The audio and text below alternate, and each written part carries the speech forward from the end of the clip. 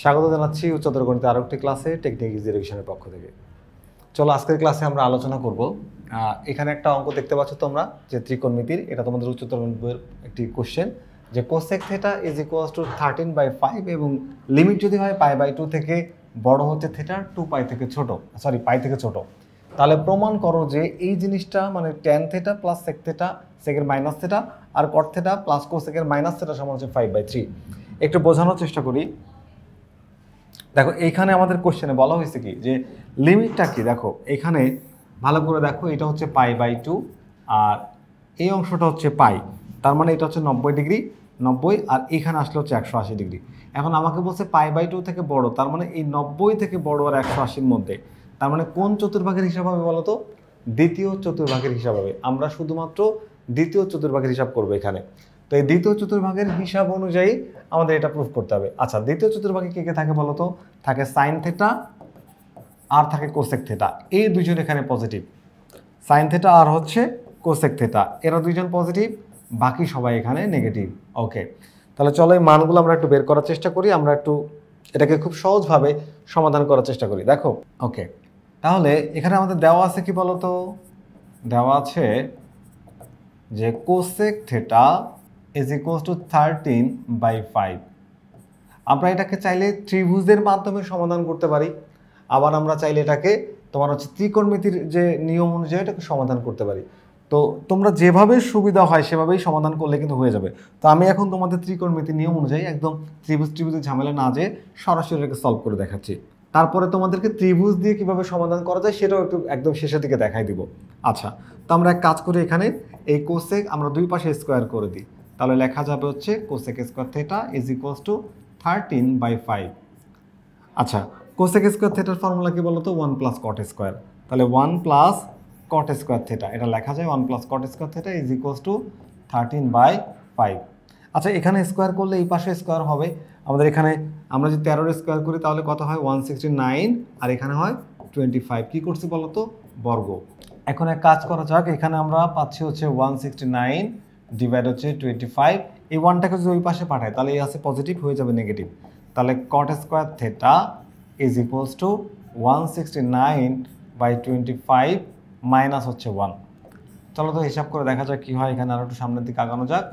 আমরা যদি এখানে হিসাব করি যে কট স্কোয়ার থিটা সমান সমান হচ্ছে, এখানে এলসিএম বা লসাগু বের করলে পাবো হচ্ছে 25, কারণ একের নিচেটা 1 আছে, 1 এবং 25-এর লসাগু হচ্ছে 25। তাহলে এখানে লিখবো 25, 25কে 25 দিয়ে ভাগ করলে একবার যায়, 25 বাদ, উপরে বসবে 169 মাইনাস এই 25 যদি একদম একের সাথে গুণ হয় তাহলে বসবে 25। এখন দেখো তো 169 থেকে 25কে মাইনাস করে দিলে কত হয়? 169 থেকে 25কে যদি তুমি মাইনাস করো তাহলে পাবা হচ্ছে 144 ডিভাইড হচ্ছে 25। এখন এই স্কোয়ারটাকে ওই পাশে পাঠিয়ে দিব। এখন স্কোয়ারটাকে ওই পাশে পাঠিয়ে দিলে কি হয়? স্কোয়ারটাকে যদি তুমি ওই পাশে পাঠাই দাও তাহলে রুট হয়ে যাবে, তাহলে কট থিটা সমান হচ্ছে প্লাস মাইনাস √144 ডিভাইড হচ্ছে 25। আচ্ছা, তো এটাকে আমরা যদি রুট করে দিই, রুট করলে হিসাব করলে আমরা যা পাবো তা হচ্ছে কট theta is equals two plus minus 12/5। এটা পেলাম হচ্ছে আমরা কট থিটার মান। এখন ঘটনা হচ্ছে যেখানে তো মাইনাসও পেলাম প্লাসও পেলাম, কিন্তু দুইটা মান কি নেবো নাকি একটা মান নিব? একটু খেয়াল করে দেখো, আমাদের হিসাব হচ্ছে দ্বিতীয় চতুর্ভাগের জন্য, এটা হচ্ছে π/2 আর এখানে হচ্ছে পাই। তো দ্বিতীয় চতুর্ভাগের জন্য যখন আমি হিসাব করব তখন এই দ্বিতীয় চতুর্ভাগে সাইন আর কোসেক বাদে বাকি সবাই নেগেটিভ, তাহলে এখান থেকে আমি পজিটিভ মানটা নিতে পারছি না, নিতে হবে নেগেটিভ মান। কোনটা নিতে হবে বলো তো? নেগেটিভ মানটা নিতে হবে। তাহলে আমি নেগেটিভ মানটাই নিব, কারণ হচ্ছে আমার পজিটিভ মান নেওয়ার কোনো কারণ নেই এখানে, কারণ এই দ্বিতীয় চতুর্ভাগে কট থিটা হচ্ছে নেগেটিভ, তাহলে সমান সমান মাইনাস 12/5 এই মানটা নিলাম। এটা হচ্ছে কারণ কি বলতো? π/2 থেকে থিটা হচ্ছে বড় আর পাই থেকে হলো ছোট, এই কারণে আমরা এটা নিব। এখন আমাদের আর কিসের মান লাগবে আমরা যদি দেখে নিই। আমরা কটের মান পেলাম, ট্যানের মান লাগবে। তো কটের মান পাওয়া গেলে আসলে ট্যানের মানটা পাওয়া যায়, কারণ কটের উল্টা মান হচ্ছে ট্যানের। তাহলে কট যদি তুমি পেয়ে যাও, এই কটের কাছেই তুমি লিখতে পারবো হচ্ছে ট্যান, কারণ কি কট সমান সমান হচ্ছে 1/tan। তাহলে 1/tan থিটা সমান তুমি লিখতে পারবো হচ্ছে মাইনাস 12/5। তাহলে এটাকে উল্টায় দাও, শুধু ট্যানের মান বের করতে চাইলে এটাকে উল্টাতে হবে। তাহলে tan থিটা সমান সমান মাইনাস এই 5 যাবে উপরে আর 12 আসবে নিচে। তাহলে আমরা ট্যানের মানও পেয়ে গেলাম, আমাদের আর দরকার কি কোসেকের মান। আচ্ছা কোসেকের মান তো শুরুতেই ছিল, সেকের মানটা দরকার। তাহলে সেকের মানটা পাওয়ার জন্য আমাদের কি করতে হবে, আমরা জানি sec square minus tan square equals to 1, সেখান থেকে আবার তুমি সেকের মানটা বের করতে পারবা। তাহলে লিখবো হচ্ছে sec square theta minus tan square theta is equals to 1। তাহলে আমার কিসের মান দরকার, আমার দরকার হচ্ছে তোমার সেকের মান। আচ্ছা একটু খেয়াল করো, এই ট্যানটাকে ওই পাশে পাঠাও।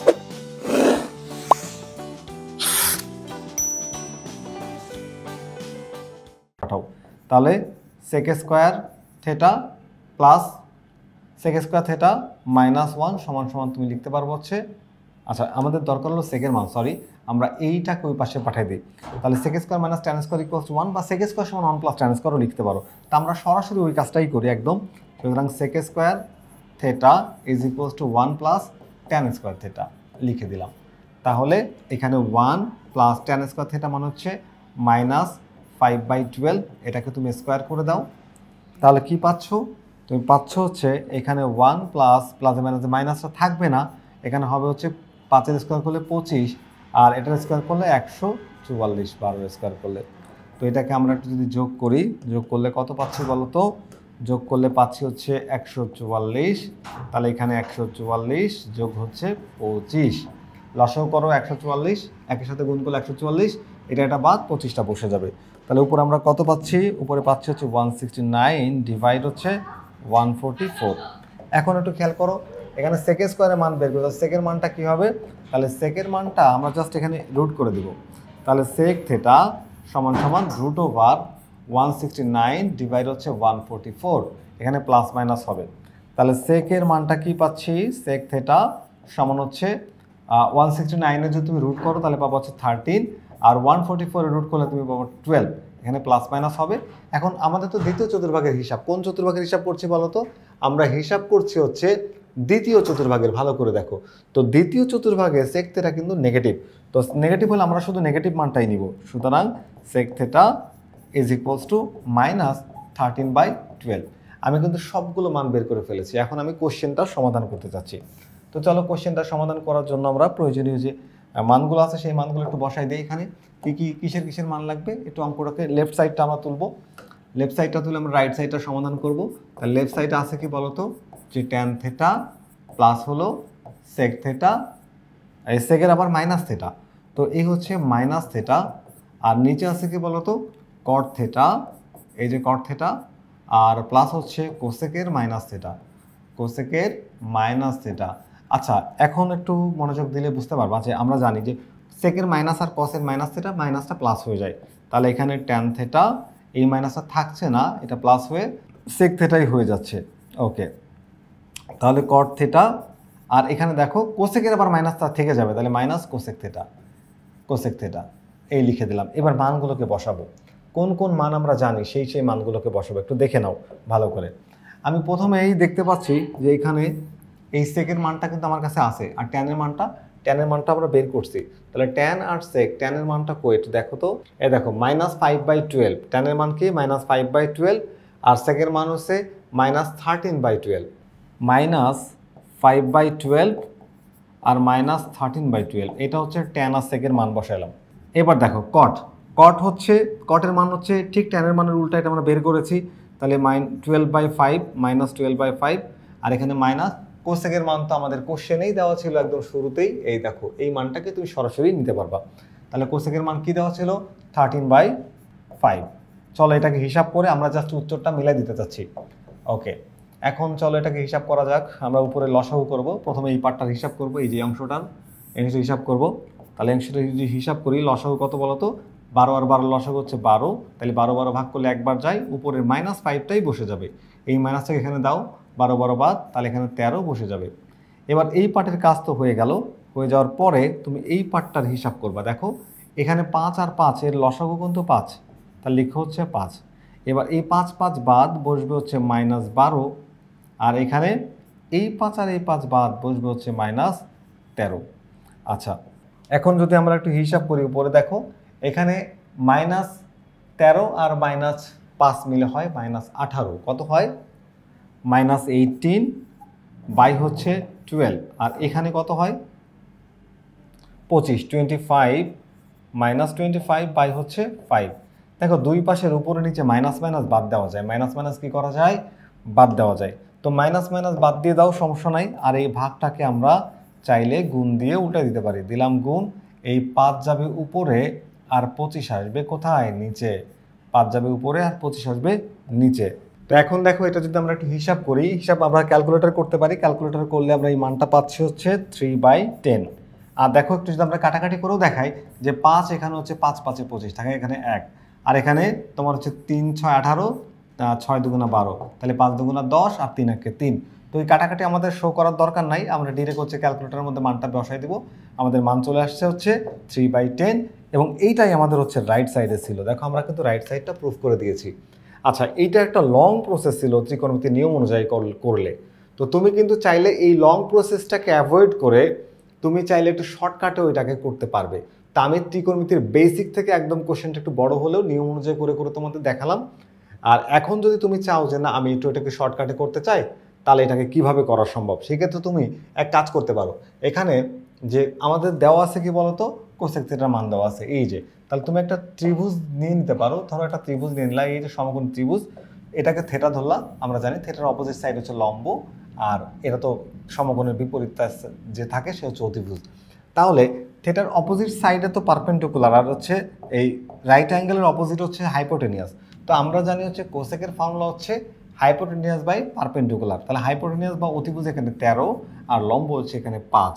তাহলে বলো তো এখানে বেজ কত, বেজ হচ্ছে আমরা পিথাগোরাসের ফর্মুলা দিয়ে বের করতে পারবো, √13² মাইনাস √5² মানে √13² মাইনাস 5² ইকুয়ালস টু 12। এখন খেয়াল করো, তুমি সব মানগুলো অনায়াসে বের করতে পারবা। খালি মনে রাখবা যে কোন ঘরের জন্য নেগেটিভ হচ্ছে, একটু বিস্তারিত লিখতে হবে, তখন আবার তোমাকে বাংলা একটু ব্যাখ্যা করতে হবে। এখানে দেখো ট্যান থেটা, তো ট্যানের সূত্র কি, লম্ব, এটা লম্ব বাই ভূমি, তার মানে 5/12 তুমি লিখতে পারবা। তাহলে যেহেতু ট্যান আমাদের এখানে দ্বিতীয় চতুর্ভাগের হিসাব করা হচ্ছে পাই/2 থেকে বড় আর পাই থেকে ছোট, তাহলে এখানে একটা মাইনাস হবে। এবার আসো সেক থেটা, সেকের ফর্মুলা কি বলতো, সেক হচ্ছে অতিভুজ বাই ভূমি, তার মানে 13 বাই হচ্ছে 12। যেহেতু দ্বিতীয় চতুর্ভাগে, তাহলে এখানে একটা মাইনাস হবে, কারণ দ্বিতীয় চতুর্ভাগে সেক থেটা নেগেটিভ। এরপরে কট থেটা, কট তো আসলে ট্যানের উল্টা, ট্যানের মানটা যা আসছে জাস্ট উল্টায় লিখলেই হয়ে যাবে। এই যে কেন নেগেটিভ, কেন, কারণ দ্বিতীয় চতুর্ভাগের হিসাব হচ্ছে। আর কোসেক থিটার, কোসেকের মাইনাস থিটা, তো কোসেক মাইনাস থিটাই মানে মাইনাসটা থাকবে, মাইনাস কোসেক থিটা হয়ে যাবে। আর কোসেকের মানটা তো সরাসরি দেওয়া আছে। তুমি চাইলে এইভাবে ট্রায়াঙ্গেলের মাধ্যমে এটার প্রবলেমের সলিউশন বের করতে পারো। সেক্ষেত্রে তোমাকে একটু বিস্তারিত লিখতে হবে যে এটা হচ্ছে দ্বিতীয় চতুর্ভাগে অবস্থান করে, ট্যান থেটা, সেক থেটা আর কট থেটা নেগেটিভ। আর এই কোসেক থিটা নেগেটিভ হবে কোসেক মাইনাস থিটার কারণে। কোসেকের মানটা পজিটিভ হলে cosec minus theta is equals to cosec minus cosec theta. আর সেকের মাইনাস থিটা, এই মাইনাসটা আবার থাকে না, সেক থিটাই হয়ে যায়। তারপরে তুমি এই হিসাবটা, পরের হিসাবটা এই যে এখানে দেখতে পাচ্ছ, এই যে পরবর্তী যে হিসাবটা, সেই হিসাবটা এই যে এখানেই হবে, একই হিসাব, এটা থাকবে সেম। শুধু ওই তোমার ট্যান সেক কট এর মানগুলো তুমি একটু এই লং প্রসেসেও বের করতে পারো, আবার তুমি চাইলে ত্রিভুজের সহযোগিতা নিয়েও সেই মানগুলো বের করতে পারো। তো আশা করি আজকের এই ক্লাসটি তোমাদের ভালো লেগেছে। পরবর্তী ক্লাস দেখার আমন্ত্রণ জানিয়ে আজকের ক্লাসটি এখানেই শেষ করছি। আল্লাহ হাফেজ।